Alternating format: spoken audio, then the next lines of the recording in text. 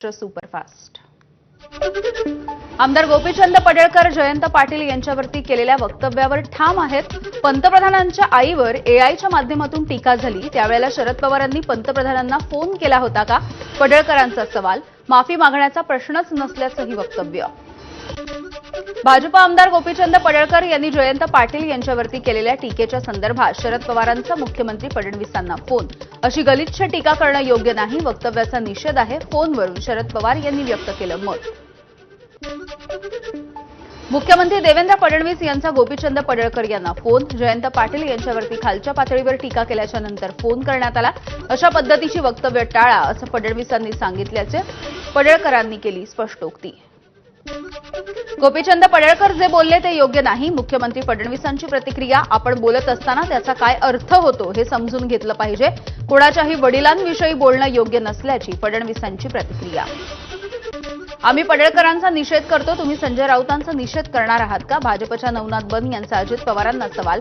पडळकरांबाबत भाजपनं भूमिका स्पष्ट करावी, असंही अजित पवार यांनी म्हटलं होतं।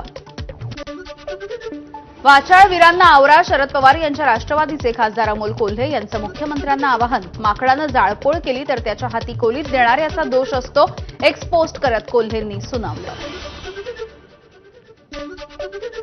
पडळकरांनी केलेल्या वक्तव्यामागे कोण आहे हे बघायला हवं। गोपीचंद पडळकरांनी केलेल्या टीकेवर खासदार विशाल पाटील यांची प्रतिक्रिया।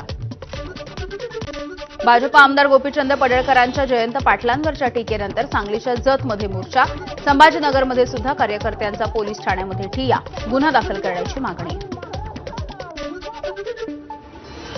बीडच्या केजमध्ये लक्ष्मण हाकेंचा मोर्चा, हजारो ओबीसी बांधवांचा मोर्चामध्ये सहभाग। धारूर चौकापासून तहसील कार्यालयापर्यंत मोर्चाचं आयोजन।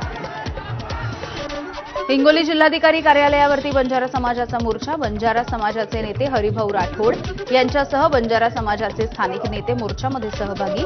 बंजारा समाजाला अनुसूचित जमाती या प्रवर्गामधून आरक्षण मिळावं या मागणीसाठी मोर्चा। आरक्षणाच्या लढाईमध्ये जसा नियम इतरांना लावला जातो तोच नियम ओबीसी समाजाला सुद्धा लावा, मंत्री पंकजा मुंडे यांची मुख्यमंत्र्यांकडे मागणी। मंगळवारी पंकजा मुंडे मुख्यमंत्री फडणवीसांची भेट घेणार आहेत। आजचे एकनाथ शिंदे हे राजन विचार यांच्या त्यागामुळे आहेत, संजय राऊत यांचा हल्लाबोल।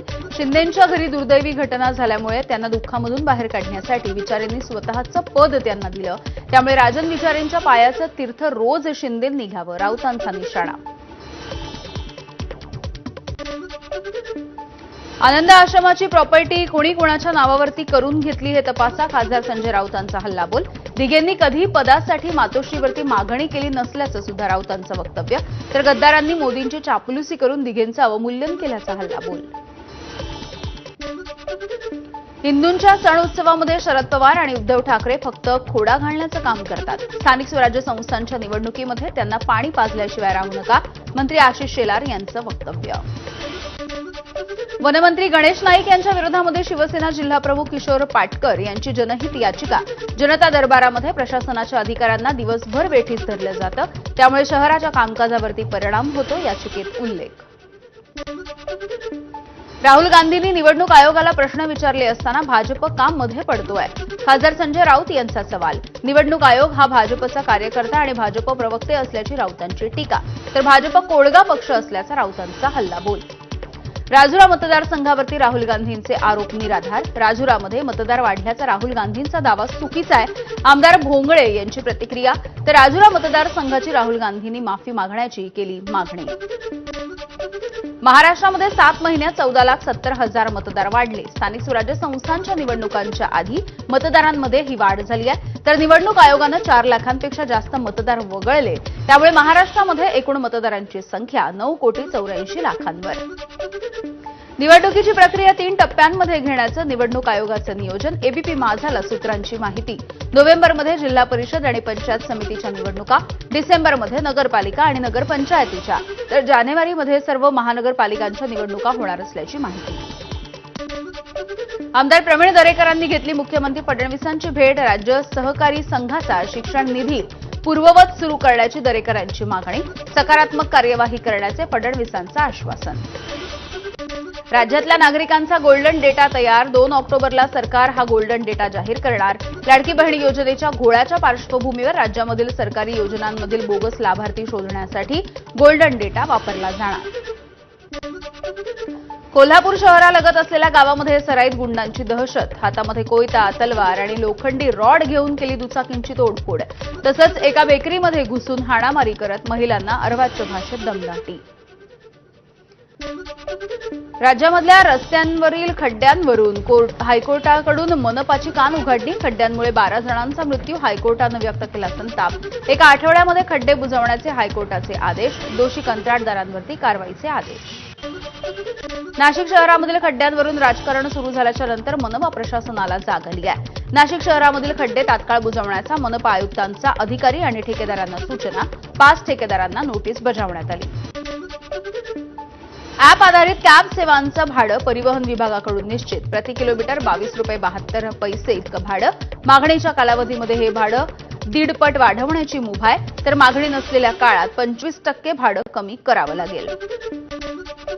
गणेशोत्सवामध्ये एसटीला 23,77 लाखांचं उत्पन्न. मुंबई, ठाणे, पालघरमधून 6 लाख नागरिकांचा एसटीनं प्रवास. परिवहन मंत्री प्रताप सरनाईकांची माहिती.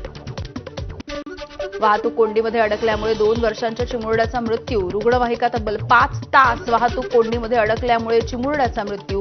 मुंबई अहमदाबाद महामार्गावरील वाहतूक कोंडीनं घेतला चिमुकल्याचा बळी. मुंबई उच्च न्यायालयाला पुन्हा एकदा धमकी. उच्च न्यायालयाच्या अधिकृत ईमेल आयडीवरती बॉम्ब ठेवल्याची धमकी आल्याची माहिती. कल्याणच्या आचार्य यात्रे नाट्यगृहामध्ये गुजराती नाटकाच्या मध्यांतरामध्ये प्रेक्षकांनी गोंधळ घातला. एक्सपायरी डेट संपलेली कोल्ड्रिंक कॅन्टीनवाल्यानं दिल्यामुळे प्रेक्षक संतापले. मुंबईमध्ये आयफोन 17 खरेदीसाठी स्टोअरच्या बाहेर लांबलचक रांगा. मुंबईतल्या वांद्रे इथल्या स्टोअरच्या बाहेर आयफोन प्रेमींची गर्दी. पुणे, बंगळुरू, दिल्लीमधल्या स्टोअरच्या बाहेर सुद्धा गर्दी. 82,000 ते 2,29,000 आयफोन 17 मिळतो आहे. तर मुंबईमध्ये आयफोन 17च्या खरेदीच्या वेळेला तुफान हाणामारी.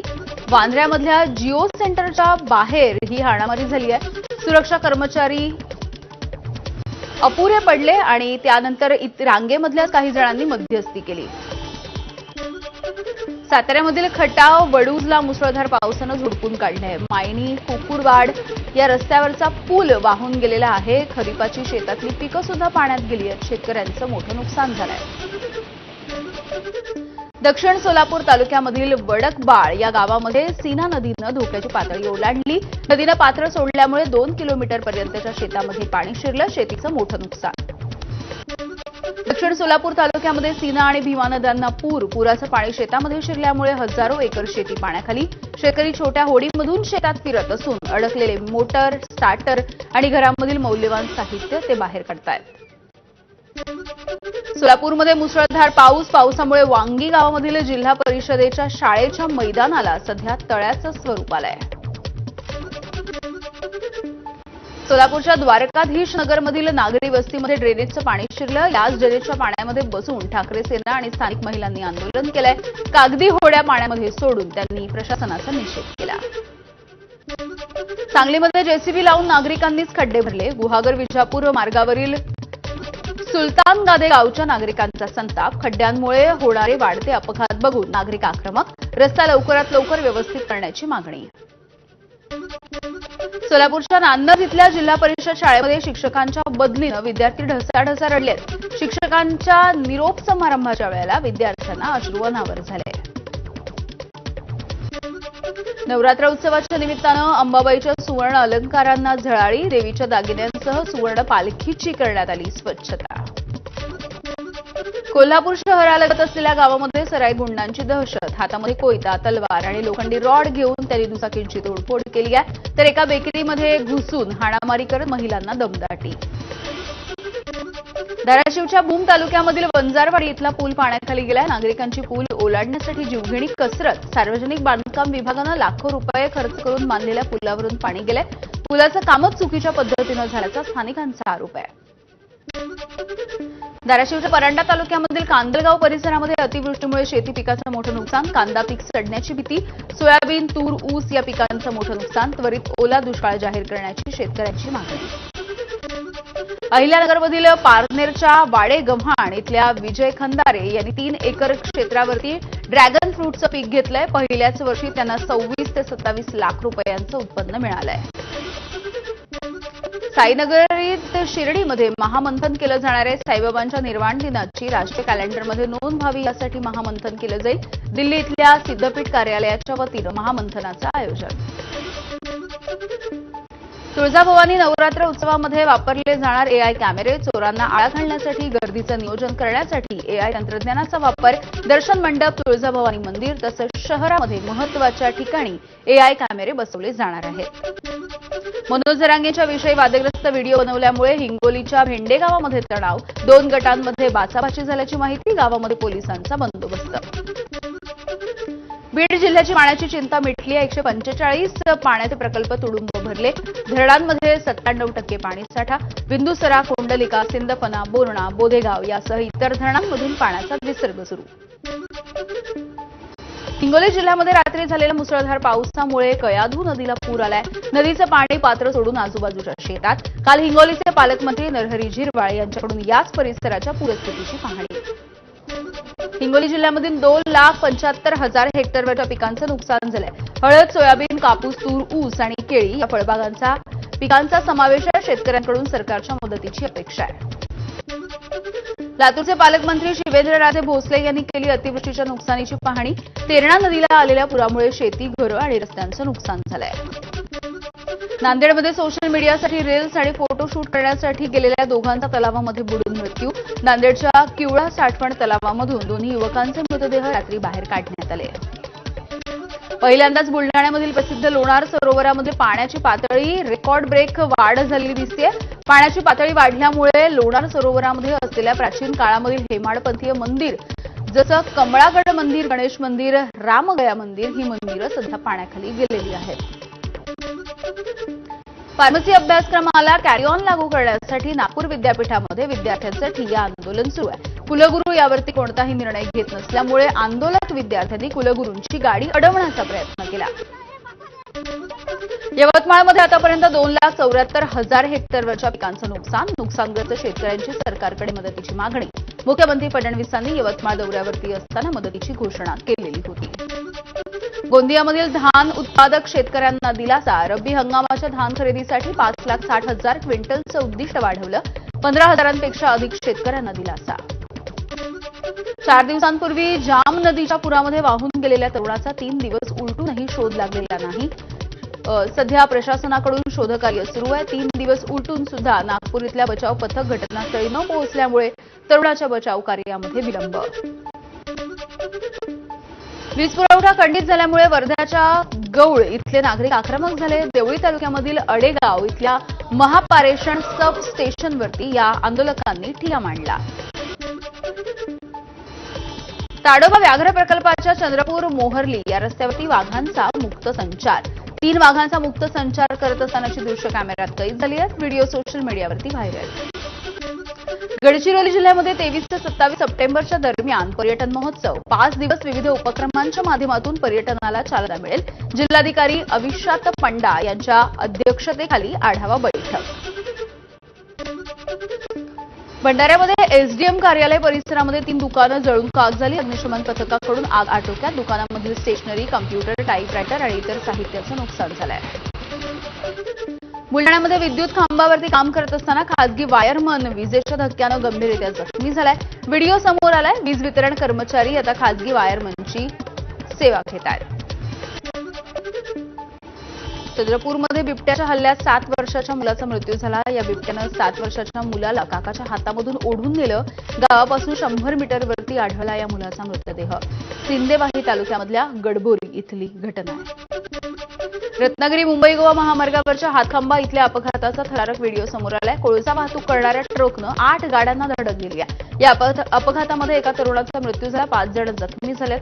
हातखंबा इथल्या तीव्र उताराचा अंदाज न आल्यामुळे सातत्याने या ठिकाणी अपघात होत आहेत. रत्नागिरीमध्ये 2 ऑक्टोबरपर्यंत पावसाचा जोर कायम राहील. किनारपट्टीच्या भागामध्ये सरासरी पावसाचा जोर अधिक आहे, तर कोकणापासून रत्नागिरीपर्यंत हा पाऊस राहणार आहे.